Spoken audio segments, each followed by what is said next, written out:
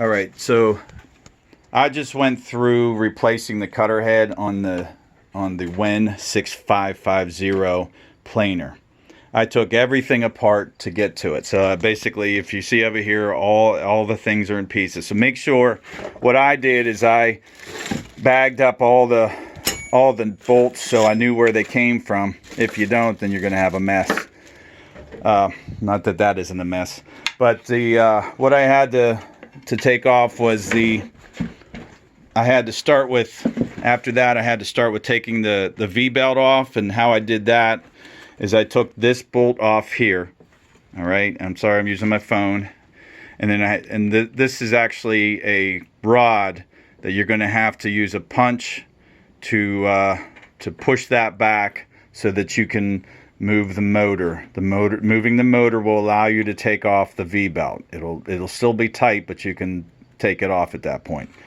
This is a 15/16 nut, right? So you're going to need a socket for that.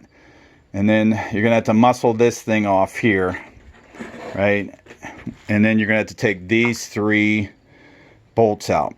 Once you get those 3 bolts out, then you're going to, I had to use a hammer and a couple other things to muscle this thing out, right? So it does come out, and it's not going to bust, but you do have to watch, because there's a little rectangular thing that goes onto this cutter head that where this slides down on. I wish I had it, but you have to make sure you don't lose that, right? So once you've taken this off, the nut, this gear, and then this piece here, and then there's one other thing that you have to take out.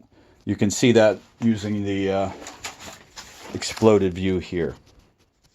All right, you can get this manual online if you go onto the website. So these are the parts I'm talking about here, right? So right here. All right, so once you go to their website, you can download the manual and see that. There's an older manual out there that's not on the website that has instructions on how to loosen this, but it indicates that that this alone would allow you to remove that. But it doesn't mention anything about this. Now, the next thing that I did was I took the rollers off, right? And there's 8 bolts total there, and then you got to watch the spring. So do this up, so when it's upside down like this, do it when it's upside down so that you don't lose the springs. Right, the next thing I had to do, I took the chains off, obviously, and then the gearbox comes off. So you have to take the gearbox off to get to the gear that is connected to this, and that gear screws out of here. All right, so the gearbox is full of parts, so be very careful when taking that off. Try not to allow it to separate. It probably will, so you just have to be patient in putting it all back together. All right, there's about 6 different bolts that go in, and then each one has like a tube that it goes in. So once I was able to get everything apart, this then slides out of there. You put the other one back in, you screw the gear back into it, get the gearbox back together, put that on, and then, you know, once it, just go in the reverse of what you did. Getting the belt back on, and I'm sorry I didn't go through it with you, but or film it while I was doing it, but I wanted to at least explain to you what I had to go through to get this cutter head replaced. Good luck if you're trying to do this.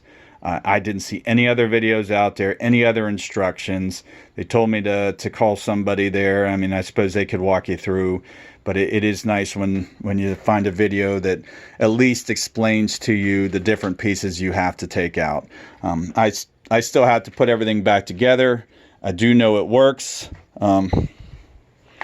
And like I said, good luck. Text me if you have any questions.